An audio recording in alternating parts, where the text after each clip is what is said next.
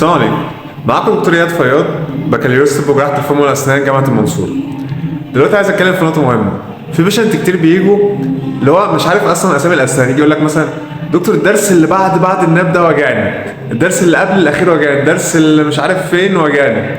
طب يعني ما تعرفش مثلا تقول للدكتور الفيرست بريمولر بيوجعني؟ يعني مش هتخسر حاجة والله، هتبان شيك وهتبان انك دارس بره وجوه وفاهم كل حاجة. فتعالى معايا اعرفك على اسامي الاسنان واحده واحده كده، تعرف كل سنه اسمها ايه بالانجليزي عشان تبان قدام الدكتور بقى ان انت مريض 100 100. دلوقتي ركزوا معايا كده، احنا عندنا البق اهو بنقسمه لفكين، الفك اللي فوق والفك اللي تحت. الفك اللي فوق عندنا بيتقسم لنصين، النص اليمين زي النص الشمال، مفيش اي فرق، تمام؟ طيب عايزين نعرف بقى اسامي الاسنان.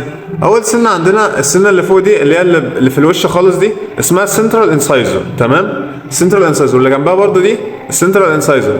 طيب دول السنتين دول هم عرفنا اسمهم سنترال انسايزر. طب السنه اللي جنب السنترال انسايزر اسمها ايه؟ اسمها لاترال انسايزر. اسمها ايه؟ لاترال انسايزر. لاترال يعني جانبي، هي السنه اللي جنب السنترال يعني اساسيه في الوش، انما لاترال يعني متطرفه شويه في الجنب، تمام؟ بعد كده طبعا الدرس اللي عارفينه اللي احنا كلنا عارفينه اللي هو الناب، القناين اسمه القناين، تمام؟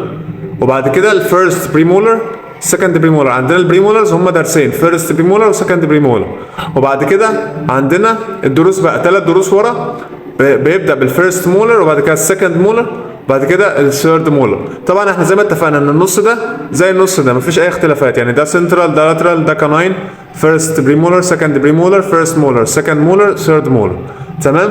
طيب عندنا الاسنان اللي تحت نفس الكلام برضو، يعني الاسامي مش هتختلف، ماشي؟ بس هو في فرق في الاناتومي شويه، يعني في الحجم وفي الشكل. يعني بص كده على الصوره اللي تحت دي، ده السنترال اكبر من السنترال اللي تحت، تمام؟ طبيعي عشان وصلة الاسنان وكده، حاسس ان هي ايه، كل سنه تقوم بوظيفتها. وده اللاترال، ده الكاناين، فيرست بريمولر، سكند بريمولر، فيرست مولر، سكند مولر، ثيرد مولر، تمام؟ كده انت عرفت بقى اسامي كل الاسنان، عشان لما تروح لدكتور السنان ما تقوليش بقى الدرس اللي معرفش فين واللي ورا واللي قدام واللي مش عارف ايه. قول له الفيرست بريمولر، قول له السكند بريمولر، قول له الفيرست مولر، هيفهم ان انت خلاص راجل دارس بره وجوه، تمام؟ شكرا لكم والسلام عليكم ورحمه الله وبركاته.